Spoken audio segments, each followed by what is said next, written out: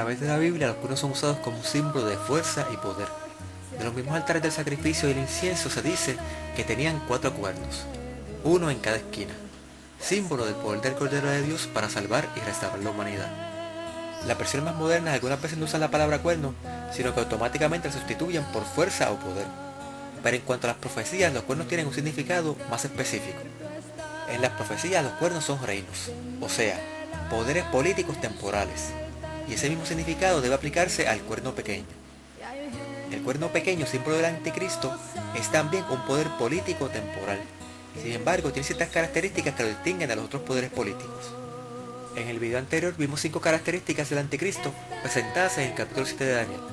Estas son: número 1, tuvo 1260 años, desde el año 538 al 1798, durante los cuales creció hasta convertirse en un poder que impuso su voluntad y destruyó a quienes no se le sometieron. Número 2, con astucia manipuló la política y la religión, llegando a controlar las conciencias de los individuos y los reinos de Europa. Número 3, se adjudicó títulos y poderes que solo pertenecen a Dios. Por ejemplo, se hace llamar Santo Padre cuando el mismo Cristo dijo que no llamásemos Padre a ningún hombre, porque nuestro único Padre es el que está en el cielo. Se hace llamar Sumo Pontífice cuando la Biblia enseña que solo existe un mediador entre Dios y los hombres, y es Jesucristo. Y se hace llamar Vicario del Hijo de Dios, cuando Cristo dijo que cuando Él se fuera enviaría al Espíritu Santo, no a ningún hombre. Así que el Papa se adjudica los títulos de toda la deidad, Padre, Hijo y Espíritu Santo. Número 4. En su afán por imponer su voluntad y eliminar a todo aquel que no aceptara su pretendida autoridad divina, persiguió y mató al verdadero pueblo de Dios, aquellos que practicaban un cristianismo conforme a las Escrituras, y no uno contaminado con costumbres, prácticas y tradiciones paganas. Y número 5.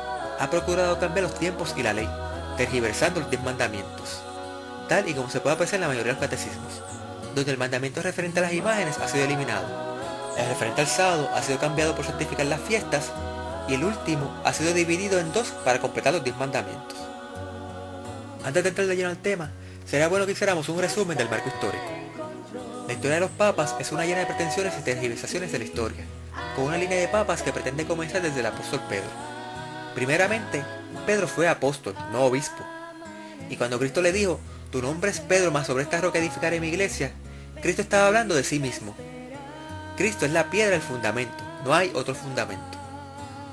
El mismo apóstol Pedro reconoció esto cuando escribió su primera epístola cita a Isaías y a los Salmos diciendo, he aquí pongo en Sion la primera piedra del ángulo, escogida y preciosa, y el que creyere en ella no será confundido. Es pues honor a vosotros que creéis, mas para los desobedientes, la piedra que los edificadores reprobaron, esta fue hecha cabeza del ángulo. Vaya y lea en su Biblia para que vea que Pedro no está hablando de sí mismo, sino de Cristo. El fundamento, la piedra angular sobre la cual todos nosotros somos edificados como piedras vivas. Pedro sabía esto muy bien, pues él estuvo presente cuando Cristo mismo usó esta cita del Salmo 118, 22 y 23, al contar la parábola de los lavadores malvados, que aparece en Mateo 21 y en Marcos 12. Léalo usted mismo, y si le queda duda, vaya al capítulo 4 del libro de los Hechos de los Apóstoles, y lea el testimonio que el mismo Pedro da con su misma boca ante el Sanedrín, al ser detenido después de sanar milagrosamente a un lisiado. Entonces Pedro, lleno del Espíritu Santo, les dijo, príncipes del pueblo y ancianos de Israel, sea notorio a todos vosotros y a todo el pueblo de Israel, que en el nombre de Jesucristo de Nazaret, al que vosotros crucificasteis, y Dios le resucitó de los muertos, por él, este hombre está en vuestra presencia sano. Este es la piedra reprobada de vosotros, los edificadores, la cual es puesta por cabeza de ángulo. Y en ningún otro hay salvación, porque no hay otro nombre debajo del cielo dado a los hombres en que podamos ser salvos. No hay otro nombre, ni el de Juan Pablo II, ni el de Benedicto, ni el de nadie, solo el nombre de Cristo. Y si Pedro llegó a Roma, fue como producto de su labor apostólica, y no con la intención de sentarse en Roma como líder local. La historia de los papas no comienza con Pedro. La verdadera historia de los papas comienza en el año 313 con el edicto de Milán. Miltiades, el viejito que era obispo de Roma para aquel entonces, y quien había llegado a experimentar la persecución romana imperial, nunca se fió del nuevo emperador, aun cuando Constantino les regalara el Palacio Lateran y promulgara el mencionado edicto de Milán, que concedía libertad religiosa a los cristianos. Sin embargo, el ayudante de Miltiades, Silvestre, a ese sí le gustaban aquellos cambios, y el lujo y la pompa de codiarse con la realeza. Así que cuando Miltiades murió un año después, en el 314, y Silvestre fue electo como un nuevo obispo de Roma, sin duda con la ayuda del emperador, el cristianismo se vendió. La iglesia cristiana, que desde sus inicios estuvo separada de los asuntos del Estado, ahora se mezclaba con el Estado. Una mezcla tan buena como mezclar hierro con barro. Aunque el carácter de Roma comenzó a tomar forma para esta época, ya vimos que encontró obstáculos para consolidar su poder. En el 478 los érulos invadieron Italia, y Odoacro, rey de los érulos, depuso a Rómulo Augusto, último emperador del Imperio Romano de Occidente. Como resultado de las invasiones bárbaras, Roma quedó rodeada por 3 tribus de creencia arriana: los érulos, los vándalos y los ostrogodos. Pero en el 538, las tropas imperiales detienen un sitio que los ostrogodos habían mantenido sobre Roma por alrededor de un año. Y es muy cierto que Roma sufrió otros ataques y saqueos, y estos se usan para argumentar contra la significancia del año 538. Pero la realidad es que esos ataques contribuyeron a establecer al obispo de Roma como máxima autoridad en la región, al provocar que las restantes figuras de la política romana en Italia huyeran a Constantinopla, empujando al Papa a llenar el vacío e inmiscuirse cada vez más en los asuntos políticos. Y algo que hay que resaltar es que el Papa nunca ha tenido otro ejército que no fuera el de los reyes que podía influenciar, y el emperador Justiniano es el primero en la lista de estos reyes. El obispo de Roma, con la práctica, se haría experto en manipular a los gobernantes europeos, haciéndolos poner a su disposición sus ejércitos.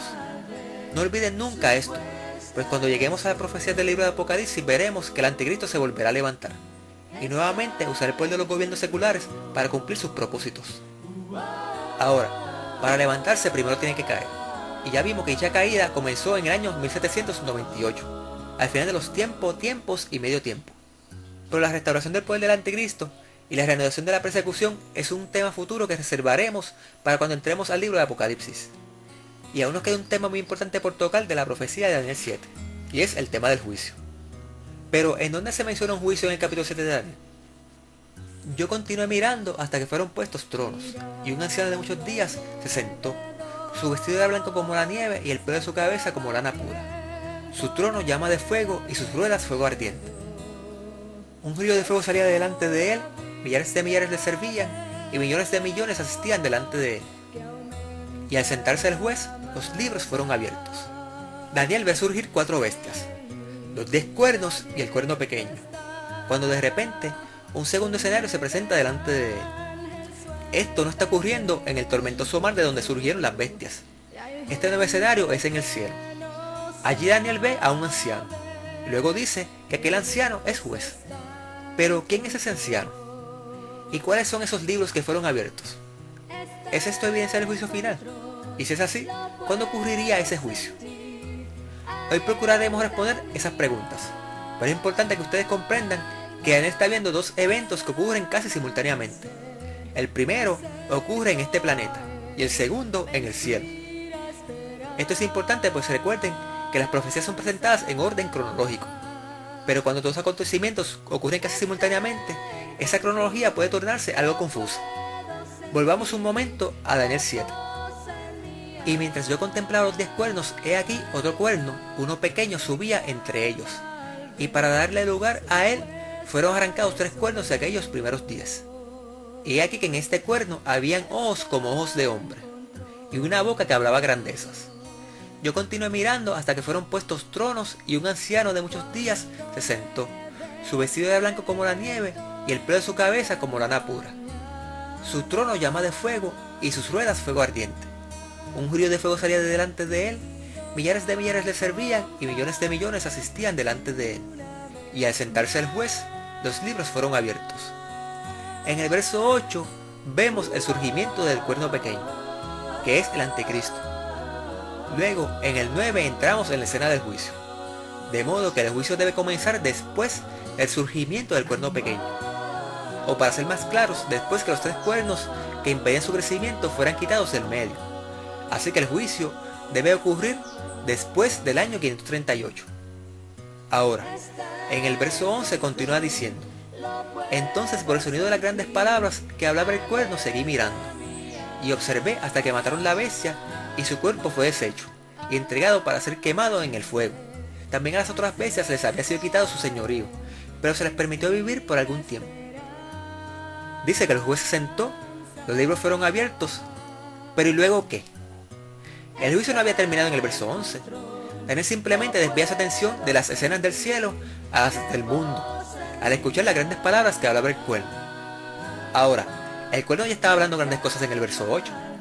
¿Qué hay de nuevo o de importante en las grandezas que habla el cuerno en el verso 11? Que hace que Daniel deje de mirar algo tan importante como lo es el juicio celestial para volver a mirar lo que acontece abajo en el mundo. No puede ser exactamente lo mismo que en el verso 8. O dijo algo diferente, o lo dijo más duro, pero algo definitivamente captó la atención de Daniel. Este pasaje se está refiriendo al resurgir del anticristo. Cuando lleguemos al Apocalipsis veremos esto con más claridad. Por ahora lo que quiero que notemos en esta parte es que Daniel continúa hablando y nos lleva hasta el momento en que la bestia y su cuerno son destruidos y quemados en el fuego. Pero eso es algo que no ocurrirá sino hasta el fin del juicio. Sin embargo, nada más he dicho del juicio. En la última mención dejamos al anciano sentado con los libros abiertos. Aquí es que la cosa se vuelve confusa para muchos. A no ser que los versos 11 y 12 sean tomados como un paréntesis y el 13 como la continuación de las escenas del juicio. Dice el verso 13. Y mientras yo miraba en la visión de la noche, he aquí en las nubes del cielo un hijo de hombre que venía. Y llegó a ser anciano de muchos días, y fue llevado ante él. Y le fue dado dominio y gloria y reino. Y todos los pueblos, naciones y lenguas le sirvieron. Su señorío eterno, que no será transitorio. Y su reino que no se corromperá. Lo que dice el verso 14 y los versos 11 y 12 son acontecimientos casi simultáneos. ¿Recuerdan la roca de la visión del capítulo 2 de Daniel? Que golpea los pies de hierro mezclado con barro y el monte que se forma de la roca. Los versos 11, 12 y 14 se refieren precisamente a los mismos eventos simbolizados por la roca y el monte de Daniel capítulo 2. Claro, algunos dirán que eso de que los versos 11 y 12 son un paréntesis es una excusa para darle a las profecías el significado que queremos. Y tendrían toda la razón, a no ser que la Biblia misma mostrase que es así. Y así es. No olvidemos que Daniel se acerca a alguien dentro de la misma visión y le pregunta acerca de lo que está viendo. Veamos si la explicación que Daniel recibe concuerda con esto que hemos dicho. Primero, resumiendo lo que hemos dicho, surge el anticristo. Segundo, comienza el juicio. Y tercero, termina el juicio y se establece el reino de Dios. Ahora, veamos que ese orden se confirma no solo en la explicación que le dan a Daniel, sino en la misma pregunta que Daniel hace antes de recibir la explicación. Primero, surge el anticristo. Segundo, comienza el juicio en el cielo. Y tercero, se establece el reino de Dios. Veamos ahora la respuesta que recibe Daniel. Primero, surge el anticristo. Segundo, comienza el juicio en el cielo. Y tercero, se establece el reino de Dios como resultado del juicio. La frase, y le quitarán su señorío para que sea destruido y reinado completamente y para siempre, se refiere precisamente a lo mismo que la frase, mataron a la bestia y su cuerpo fue deshecho y entregado para ser quemado en el fuego. De manera que la idea del paréntesis es correcta. La destrucción del anticristo ocurre al final del juicio, y antes del establecimiento del reino de Dios. Este no es el único caso de paréntesis en la Biblia.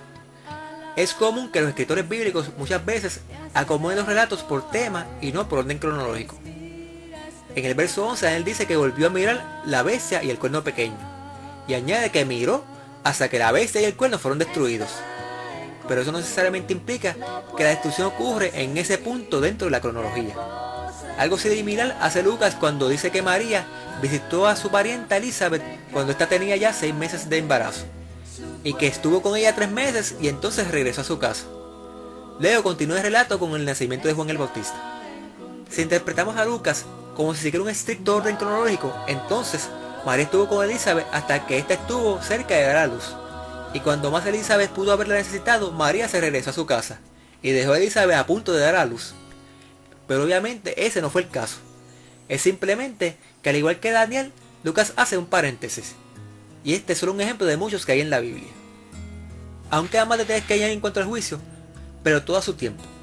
Lo importante ahora es que se graben bien que el orden de estos 3 eventos, el surgimiento del anticristo, el juicio y el establecimiento del reino de Dios, no solo están claros en el capítulo 7 de Daniel, están 3 veces claros. Y como ya dijimos, Si el juicio comienza después del surgimiento del anticristo, podemos llegar a la conclusión de que comenzaría después del 538. Pero ya vimos en un video anterior que el dominio del anticristo duraría por tiempos y la mitad de un tiempo. De modo que, siendo más precisos, debemos decir que el juicio en el cielo debe comenzar después del año 1798, cuando terminaron los 1260 años de la profecía de tiempo de Daniel 7. En algún punto después de 1798 comenzaría el juicio. Y después de comenzado el juicio, es que ocurre lo que Daniel menciona en el verso 11. El cuerno pequeño volverá a hablar grandes palabras. O sea, el cuerno pequeño recuperará su poder. Y esta segunda etapa del anticristo va a durar hasta que termine el juicio. De modo que el juicio y el resurgimiento del anticristo van a estar sucediendo a la misma vez. Y al finalizar el juicio, entonces es destruido el anticristo de una vez y para siempre. No por algún rey o emperador de este mundo, sino por Dios. Pero ese es tema para videos futuros. Por ahora, tengamos claro el orden cronológico de todos los eventos implícitos y explícitos en Daniel 7. Primero, surge el cuerno pequeño. Segundo, comienza el juicio. Y tercero, se establece el reino de Dios. Ahora, ya vimos que el juicio comienza después de la caída del cuerno pequeño. Después que comienza el juicio, ocurre el resurgir del anticristo.